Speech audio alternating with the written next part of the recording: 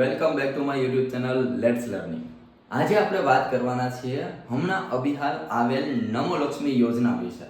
તો હવે ફ્રેન્ડ્સ, આ નમોલક્ષ્મી યોજનાનો લાભ કોણ લઈ શકે, એમનો હેતુ શું છે, અને એમની સાથે સાથે મોસ્ટ ઇમ્પોર્ટન્ટ કે એમાં એ લાભ મેળવવા માટે આપણી પાસે કયા કયા જરૂરી ડોક્યુમેન્ટ્સ હોવા જોઈએ, અને એમની સાથે આપણને ક્યારે અને કઈ રીતે આ જે શિષ્યવૃત્તિ અથવા તો જે બી આપણને આર્થિક સહાય મળવાની છે એ કઈ રીતે જમા થવાની છે, એમની વાત આપણે આજના સેશનની અંદર કરવાના છે. તો જોડાયેલા રહો લાસ્ટ સુધી. તો ફ્રેન્ડ્સ, આ યોજના અંતર્ગત 50,000 સુધીની સહાય મળી શકે છે, અને રાજ્ય સરકારનો આ યોજના પાછળનો મેઇન હેતુ એ છે કે જે વિદ્યાર્થીની ધોરણ 9 થી 12 સુધીની અંદર અભ્યાસ કરે છે એને શિક્ષણની સાથે સાથે આર્થિક સહાય કરવાનો, અને એ પણ માત્ર ધોરણ 9 થી 12 સુધીની અંદર અભ્યાસ કરતી વિદ્યાર્થીનીઓ એટલે કે માત્ર દીકરીઓને જ. હવે સૌથી ખાસ કે આ લાભ મેળવવા માટે જરૂરી ડોક્યુમેન્ટ્સ કયા કયા છે, તો હવે એમની અંદર પહેલું એક તો વિદ્યાર્થીનું આધાર કાર્ડ, એની ઝેરોક્ષ હોવી જોઈએ. ત્યારબાદ માતાના આધાર કાર્ડની ઝેરોક્ષ હોવી જોઈએ. ત્યારબાદ માતાના ખાતાના પાસબુકની એક ઝેરોક્ષ હોવી જોઈએ. હવે એમની અંદર જે માતાની જે ખાતું છે એ કઈ બેંકની અંદર હોવું જોઈએ, તો કે નાગરિક છે, સેન્ટ્રલ બેંક છે, SBI બેંક છે, આમની અંદર ખાતું હોવું જરૂરી છે. પોસ્ટનું બચત ખાતું છે એ એમની અંદર માન્ય ગણાશે નહીં. એમના પત્રની અંદર ચોખ્ખું લખેલું છે કે ભાઈ પોસ્ટનું બચત ખાતું છે એ આની અંદર માન્ય ગણવામાં આવશે નહીં, તો એક ખાસ ધ્યાન રાખવું જરૂરી છે. ત્યારબાદ કુટુંબની વાર્ષિક આવકનો દાખલો એટલે કે આવકનો દાખલો, રાઈટ. તો એમની અંદર જરૂરી છે કે ભાઈ 6 લાખથી ઓછી આવક હોય તેને જ આ મળવાપાત્ર છે લાભ, રાઈટ. ત્યારબાદ શાળા છોડ્યાનું પ્રમાણપત્ર એટલે કે LC.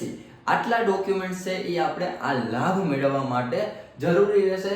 મેં એ વાત કરી એ પ્રમાણે કે આમની અંદર આવકનો દાખલો છે એ 1/4/2022 પછીનો જ હોવો જોઈએ, કારણ કે આવકનો દાખલો છે એ 3 વર્ષ સુધી માન્ય ગણાય છે, રાઈટ. ત્યારબાદ પોસ્ટનું બચત ખાતું છે એ માન્ય ગણાશે નહીં.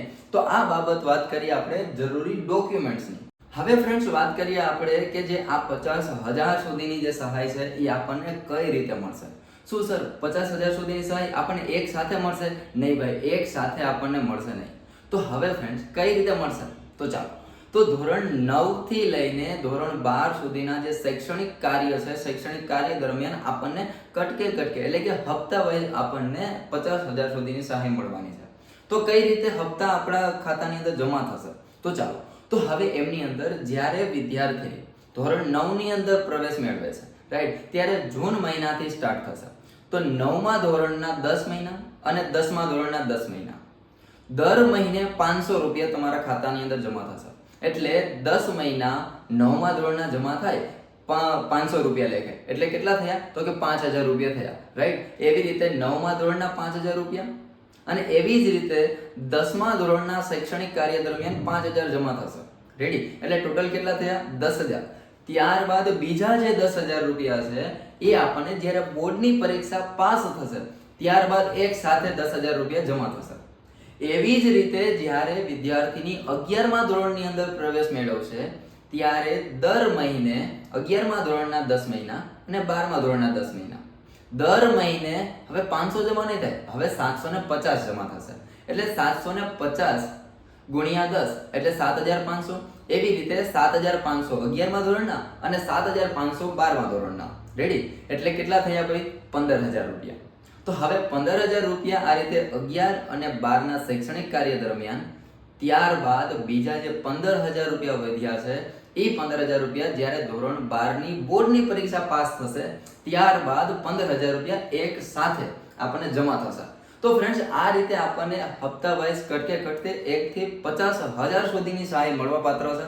તો ફ્રેન્ડ્સ, આજનો સેશન માહિતીસભર રહ્યો છે. તો આવા ને આવા વિડીયો મેળવવા માટે, એજ્યુકેશનલ અપડેટ મેળવવા માટે જોડાયેલા રહો અમારી ચેનલ લેટ્સ લર્નિંગ સાથે. અને હા, જો આપણી ચેનલ ઉપર પહેલી વાર હોય ને ભાઈ, તો એમની અંદર સબસ્ક્રાઇબ કરી લો, જેથી કરીને નવા આવા અપલોડ થયેલા વિડીયોની નોટિફિકેશન આપના સુધી મળતી રહે. અને હા, ખાસ કે જે વિદ્યાર્થીની ધોરણ 9 થી 12 ની અંદર અભ્યાસ કરે છે એમને તો ખાસ ને ખાસ આજના સેશનની લિંક છે એમના સુધી પહોંચાડી દે, જેથી કરીને આપણે એને થોડીક મદદ કરી શકીએ. આજના સેશનની અંદર આટલું રાખીએ. બીજું મળીએ આપણે નેક્સ્ટ સેશનની અંદર. Good bye.